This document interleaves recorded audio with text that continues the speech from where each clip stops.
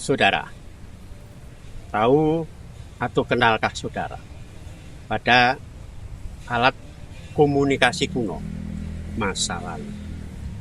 Benar, kentongan itulah yang saya maksud. Lalu, apa kata pakar?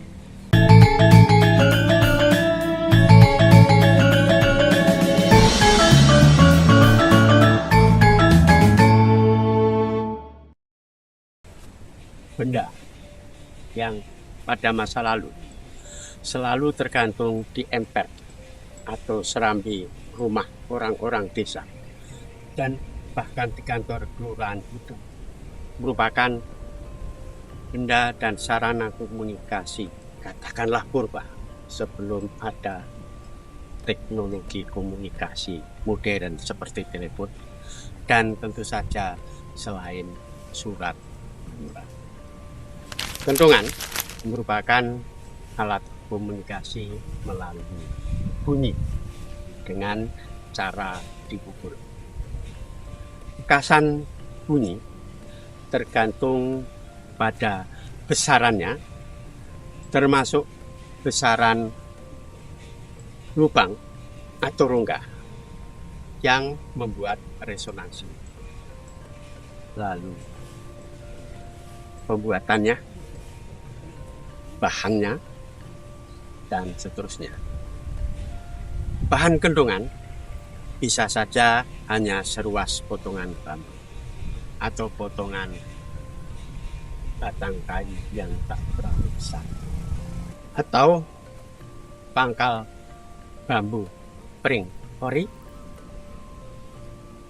batang pohon nangka yang cukup besar, atau pangkal batang kelapa. Kekasan dan jumlah pukulan itu yang menjadi sarana komunikasi. Tentu saja merupakan atau tergantung kesepakatan antar pihak yang berkomunikasi. Saudara, jenis komunikasi yang pertama adalah komunikasi antar anggota keluarga.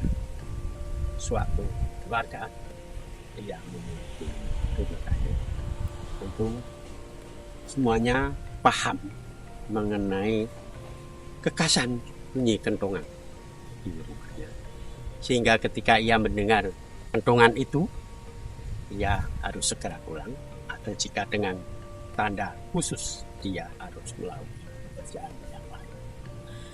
Komunikasi jenis yang agak meluas atau lebar terjadi di lingkup kelurahan. Tanda kentongan di kelurahan bisa jadi merupakan panggilan aparat kelurahan untuk berkumpul. Bunyi 2 kali berturut-turut misalnya mengharuskan seorang kebayan atau jogoboyo harus segera datang ke kelurahan. 3 kali berturut-turut hulu-hulu atau perangkat yang lain harus segera pula datang ke kelurahan, demikian dan seterusnya.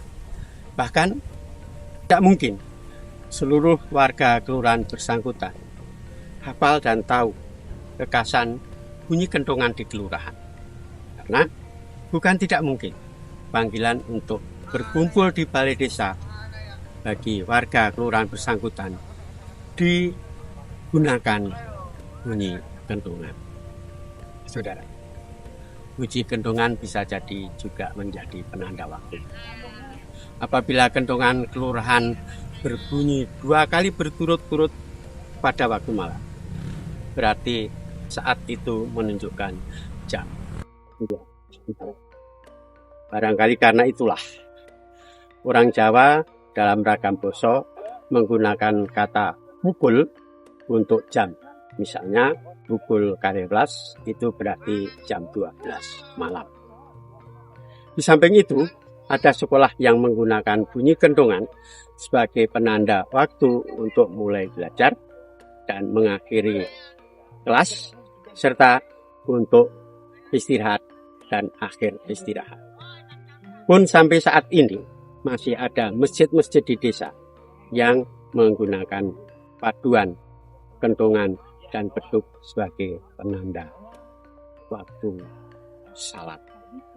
Saudara, Kesenian pun, misalnya ketoprak, juga menggunakan bunyi kentongan sebagai bagian dari pertunjukannya, terutama untuk penentuan irama dan penekanan suasana panggung. Dewasa ini, kentongan nyaris punah, sehingga generasi milenial tidak sempat tahu dan mengenal kentongan. Mengapa demikian? Karena pada hakikatnya kebudayaan merupakan suatu perjalanan yang sudah tidak fungsional ditinggalkan dan diganti dengan yang sesuai dengan kebutuhan zaman. Salam.